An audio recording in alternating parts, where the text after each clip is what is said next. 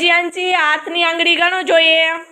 1 2 3 4 5 very good. આંખ કેટલી હોય આંખ?